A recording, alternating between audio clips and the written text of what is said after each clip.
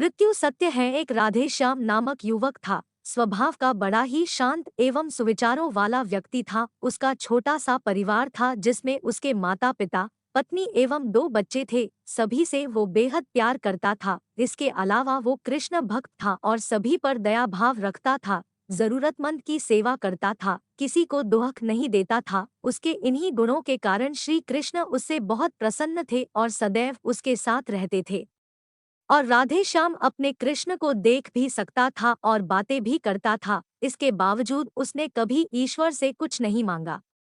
वह बहुत खुश रहता था क्योंकि ईश्वर हमेशा उसके साथ रहते थे, उसे मार्गदर्शन देते थे। राधेश्याम भी कृष्ण को अपने मित्र की तरह ही पुकारता था और उनसे अपने विचारों को बांटता था। एक दिन राधेश्याम के पिता की तबीयत अचानक खराब हो गई। उन्हें अस्पताल में भर्ती किया गया। उसने सभी डॉक्टर्स के हाथ जोड़े, अपने पिता को बचाने की मिन्नतें की, लेकिन सभी ने उससे कहा कि वो ज्यादा उम्मीद नहीं दे सकते और सभी ने उसे भगवान पर भरोसा रखने को कहा। तभी राधेश्याम को कृष्ण का ख्याल आया और उसने अपने कृष्ण को पुकारा। कृष्ण दौड़े चले आए। राधेश्याम ने कहा, मित्र, तुम तो भगवान हो, मेरे पिता को बचा लो। कृष्ण ने कहा, मित्र, ये मेरे हाथों में नहीं है। अगर मृत्यु का समय होगा तो होना तय है।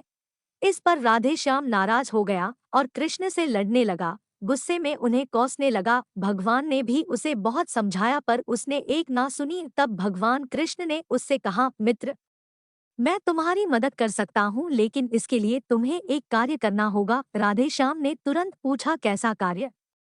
कृष्ण ने कहा, तुम्हें किसी एक घर से मुट्ठी भर ज्वार लानी होगी और ध्यान रखना होगा कि उस परिवार में कभी किसी की मृत्यु न हुई हो। राधेश्याम झट से हाँ बोलकर तलाश में निकल गया। उसने कई दरवाजे खटखटाए। हर घर में ज्वार तो होती, लेकिन ऐसा कोई नहीं होता जिनके परिवार में किसी की मृत्यु न हुई हो। किसी का पिता, किसी का दादा, किसी का भाई, माँ, काकी या बहन। 2 दिन तक भटकने के बाद भी राधेश्याम को ऐसा एक भी घर नहीं मिला।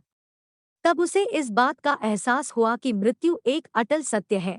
इसका सामना सभी को करना होता है, इससे कोई नहीं भाग सकता। और वो अपने व्यवहार के लिए कृष्ण से क्षमा मांगता है और निर्णय लेता है, जब तक उसके पिता जीवित हैं, उनकी सेवा करेगा। थोड़े दिनों बाद राधेश्याम के पिता स्वर्ग सिधार जाते हैं।